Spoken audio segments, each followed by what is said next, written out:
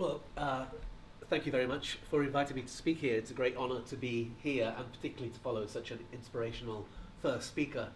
I think the reasonable place for me to start in talking about the threat to our NHS is a friend's flat in New York City during the Obama campaign in 2007 when we were watching Fox News. Not something I advise you to do, but we were watching it because we were fighting against those people. We were seeing what they said. And to my surprise, the voice on Fox News was British. It was a British member of the European Parliament, a person called Daniel Hannan. And he was telling the Fox News presenters, who were echoing it, that the single worst mistake that our country made at any point in the history of our country was, any idea? NHS. The NHS. And my friend turned to me and said, that's amazing that how did he get received in Britain? And I said, well, thankfully, in Britain, a relatively atheist country, the closest thing we have to the NHS, to a religion, is the NHS. And he wouldn't dare say that here. But he did say that. And that is very prescient for where we are in 2019. Now I can tell you, shortly after I became the leader of our borough in 2014, in large part elected in a fight to save our NHS and to save Charing Cross Hospital, I was on a course in Harvard Medical School. They invited one of the key architects of Obamacare, who was working at Harvard Medical School, to talk about universal healthcare. And there was a bunch of British civil servants and officials, and there was a talk on the healthcare.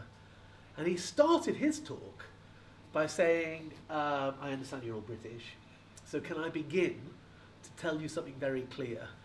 I have nothing to teach you. The light of hope in the world on healthcare came from Britain when you set up your National Health Service. And all of us got a lump in our throat and a tear in our eye, and that's what I passionately believe. And I can tell you, as a person born in 1964 who nearly died 3 times before I was 5 and still breathe with the aid of my asthma inhaler and get nervous when I leave it behind, there's not a day goes where I don't love the NHS and feel grateful for its very existence. So where we are, as has already been very clearly set out, is in a point where our NHS is under huge threat, despite the British public loving our NHS and loving it in a very particular way, where they will defend it. Now I know that to be a fact, because back in 2013, I was considered crazy by quite a lot of people in the Labour Party, because I thought we could win Hammersmith and Fulham Council, a council known as Cameron's favourite council, and a council that was in the vanguard of cutting services and privatising services and demolishing council estates, a lot of policies that were copied by that Tory Lib Dem government at the time. But we won it with a landslide. And we won it in large part because our message was, we vote for us to defend Charing Cross Hospital. So people who had never voted Labour in their lives switched. They voted for us because we were a credible way of defending Charing Cross Hospital. Now that is a lesson for 2019. Because if we can get that message out that our NHS is under threat in many different ways by a government that just doesn't believe in it, at its heart it just doesn't believe in it, then I think we get the real chance of saving it, which is to change the government. And I think that is a way in. And I'd never liked Ed Miliband's, we're going to weaponise the NHS. We're never going to do that. But we are going to tell the truth about the threat, and we're going to let people make the choice, and I think they will make the right choice because of the way they feel. Though in our own case, in Hammersmith and Fulham, I am particularly deeply grateful to John and to Tony and to many of the people in the room who fought alongside us to save Charing Cross. I'll tell you a bit about that plan, because it is insightful to how they set about privatising it and getting rid of it. No one is going to put a sign up outside the NHS saying privatised. That's just the death knell to any political party that does that. What they're going to do, as precisely as Sonia says, is they're going to leave the NHS sign and say supported by. Yeah. And that's what they're going to do. And that's what they set about doing with the plan they had to close down Charing Cross Hospital as part of the Shaping a Healthier Future plan, which was the biggest hospital closure plan proposed in London's history. And what they relied on, first of all, was an ignorant public. Okay, so when they said they were going to close the hospital, they changed the language on the advice of M&C Saatchi to something quite different. They were transforming the hospital, okay, not changing. You know, imagine going in for plastic surgery, in fact, you know, and having that same type of language used. They were transforming the hospital.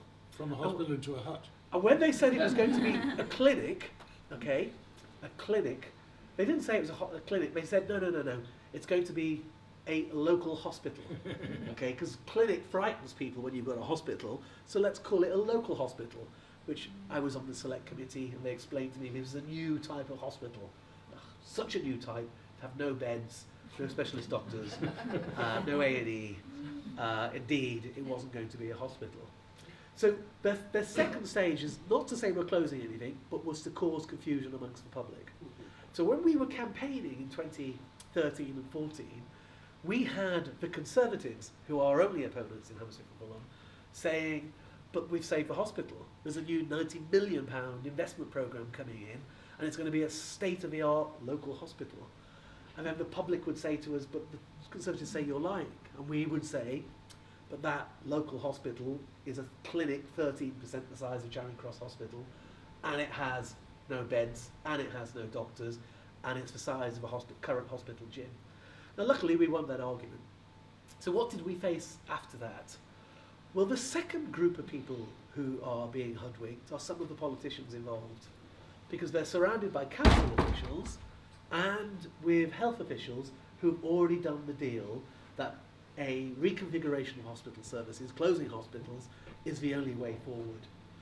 So we had to educate our fellow councillors. And even once they'd done that, in many cases, we had council officers trying to disavow them of what they'd already pledged to do. So I'm very pleased that in the first 6 months of being in charge of Hammersmith and Fulham Council, I persuaded Ealing Council, and then Hounslow Council, and then Brent Council, and then finally Harrow Council to carry out a public inquiry. And I was very grateful that Michael Mansfield agreed to chair the public inquiry, something which terrified the health bosses, and that John and others took part in what was the closest thing we had to an independent review of North West London's hospital closure programme. Now once we had that document, which was a brilliant, well-written and well-researched document that involved public hearings all over North West London, that then gave us a chance to sue the government if they closed down a single hospital. Because what we were able to say to them is, you don't look like you have a business plan that's in any way implementable without bringing forward real risk to public health, so show us the business plan. And they never could.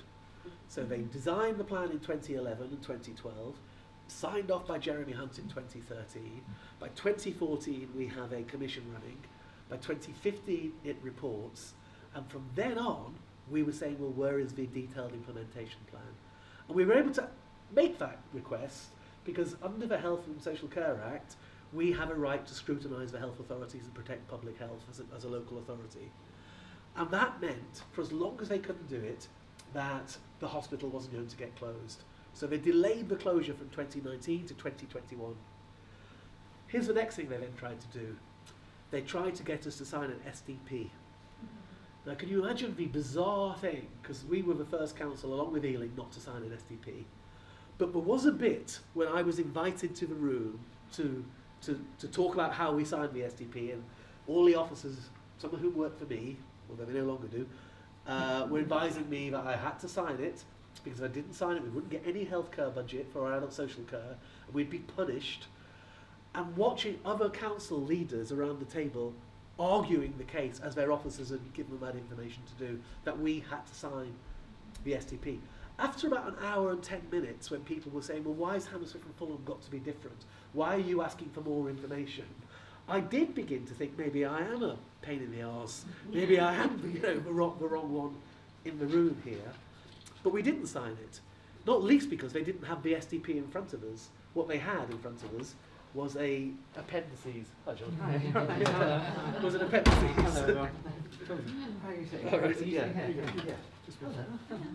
All right. So we did not sign the SDP, and that then meant they couldn't implement it. So they delayed from 2019 to 2021, and then from 2021 to 2025, and then they said it was just delayed. Now they've closed it down. They capitulated in March. We won the fight, and in large part we won the fight because of John, because of people in this room, and because of every single member of the public who took the fight to the streets. And that's how we saved the NHS in our borough. But we now face the fact of something much bigger. And what we face is a trade deal with Donald Trump. So I'm solidly against Brexit. I always have been. I want to remain in the European Union. I love the idea of being a European citizen. But putting that aside for one moment, if we crash out of the European Union with a bad or no trade deal, and no deal I believe is going to be as good as the one we currently have, then we will be open up to emergency trade deals with other people. I fully expect to see the Sun or the other right-wing press saying the Americans saved us 70 years ago and they're going to save us again now with emergency medical supplies sent over because we can't get our medicines, and we're going to do an emergency trade deal. And I can tell you something, you can never negotiate from a position of weakness. We will be in a very weak position, and Donald Trump and the American Congress will take advantage of that and open up the market to healthcare. So if there's anything that's prescient at the moment, is we have not only to take to the streets, to get to the message, to organise at a cellular level, and to do what we do all over the country to defend our NHS, but we also have to link it what's going on to national politics, which is the trade deal that the Tories want will force them to say, well, you wanted Brexit, and this is the price you have to pay. And that's why this is so vitally important, that we tie these things together. Thank you very much. Thank you.